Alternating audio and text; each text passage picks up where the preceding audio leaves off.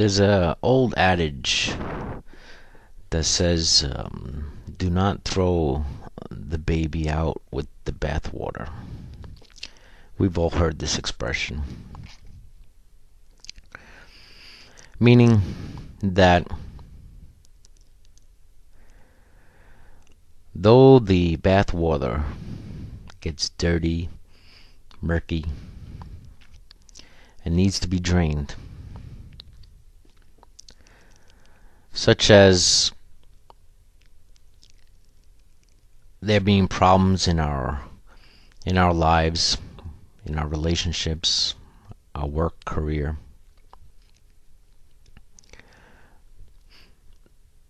that you just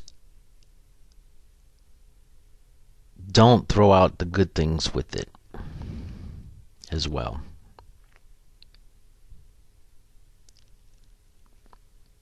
Do not throw the baby out with the bathwater.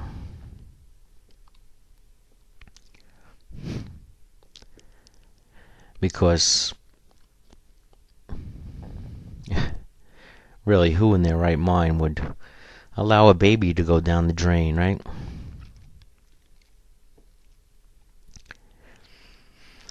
Let's think about the baby.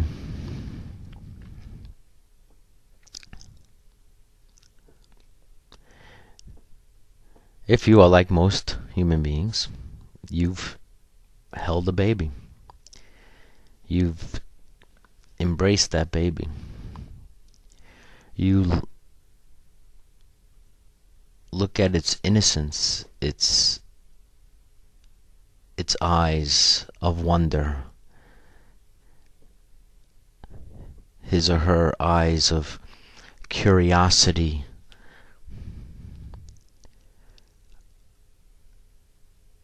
the journey's just beginning for them.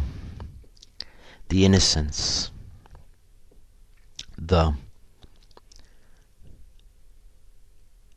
fragility,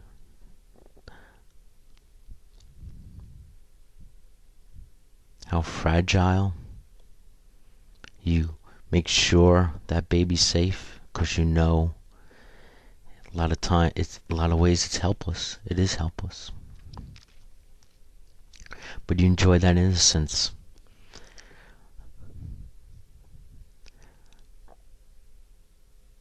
Myself not being a parent, can only imagine the joys of parenting and having a child. But we know it comes with its sorrows as well.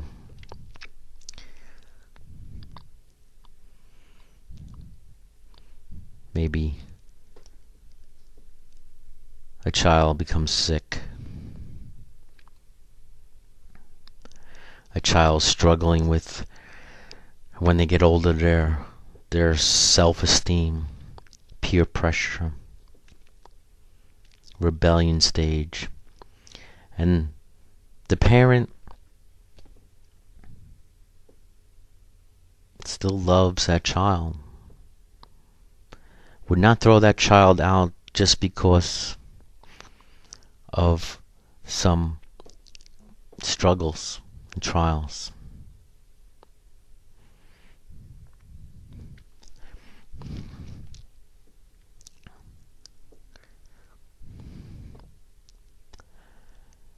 When it comes to matters of religion, and specifically, of course, Christianity, I think those who have like myself, have a different view of life now, or some that are proclaiming atheist, or of other belief or ways of Christianity, there is a tendency to throw out the baby with the bathwater.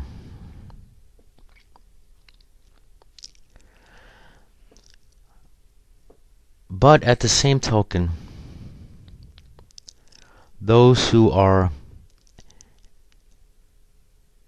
in their worldview, their belief, their Christianity, their belief, their dogma. And yes, there is a dogma, please. They tend to keep the baby in the bathwater. Now, what do I mean by that?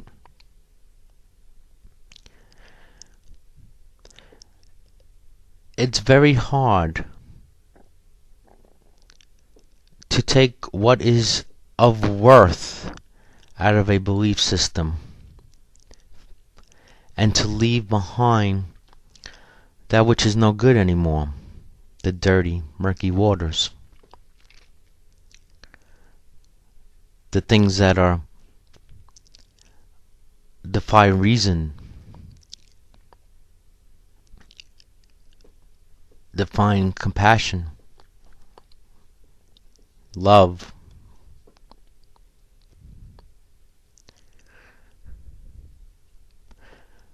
So for wherever you're coming from whatever worldview, whatever perspective you're coming from, we need to be able to take the baby from the bathwater.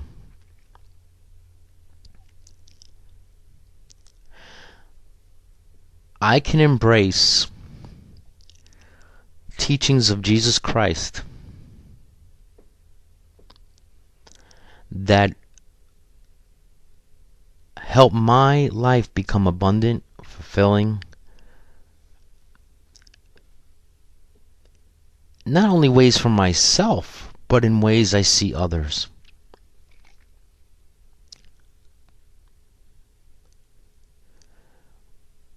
What teachings?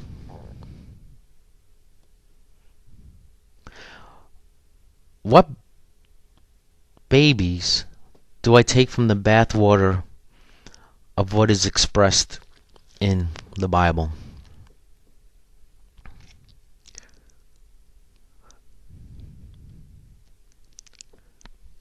Some would say this is heresy. Some would say that you have to take the whole thing. But by doing that, then, you limit your God-given reason, your God-given, how should I say, consciousness. Something inside says, there's something wrong with some of the things I'm reading. But you can't let it go because you're attached to the book.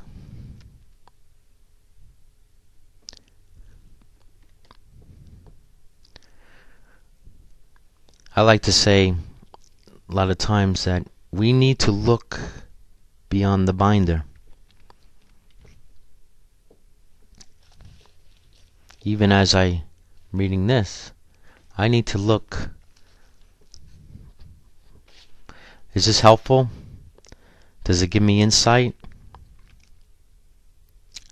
Yes. But then it becomes a thing of tasks and things of doctrine and things of limitation. And we don't see it is for what it is. So we hold on to that. But it takes us away from really true freedom. Freedom from being able to embrace the baby. The innocence, the joy.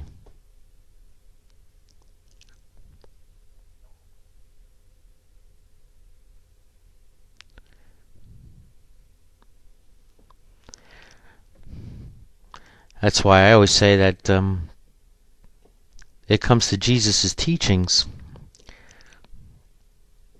The greatest commandment. There were two. To love God with all your heart, mind, and soul. Second, to love your neighbor as yourself. to do unto others as you would have done unto yourself. To not do things to other people as you would not want done to yourself. To be the Good Samaritan. To love, be kind, be gentle, comforting, and mourn with others.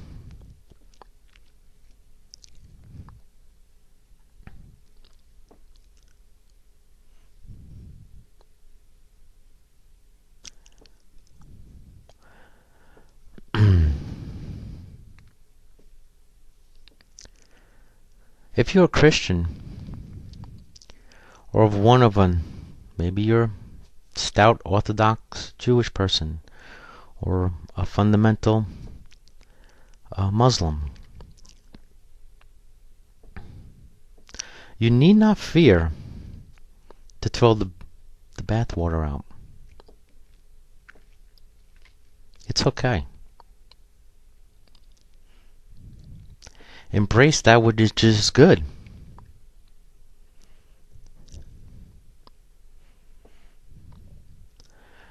The other stuff,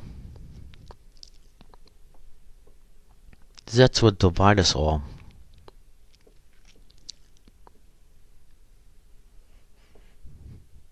The dogmas divide. A lot of times it's our own ego involved in it too.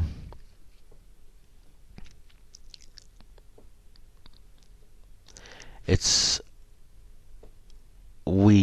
this desire that I need to make sense of it all. I need to have this box. You don't need it.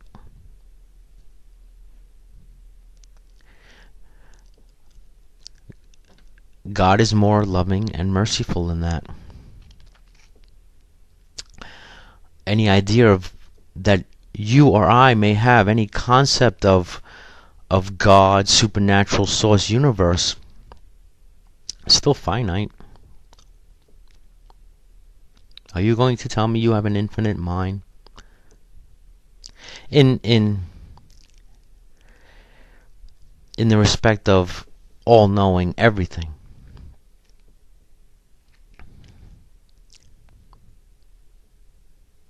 Because ways I see it's all one. We are all one. We are parts of the whole. So we're the whole and the part at the same time.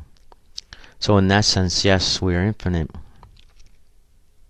But we can't understand all the parts. Because I'm only a part. If that makes any sense.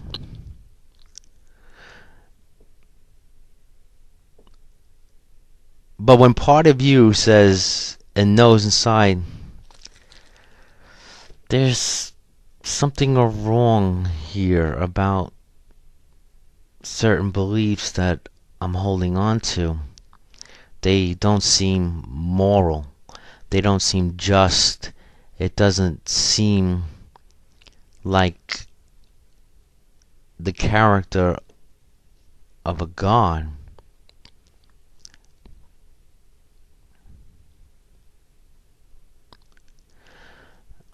That should tell you something. That should be your God-given reason, your God-given spirit, your humanity, your love should be speaking to you.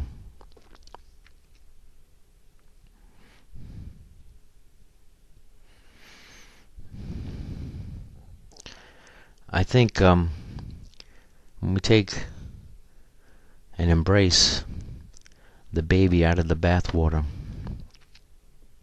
our lives and our world will be a much better place. Peace.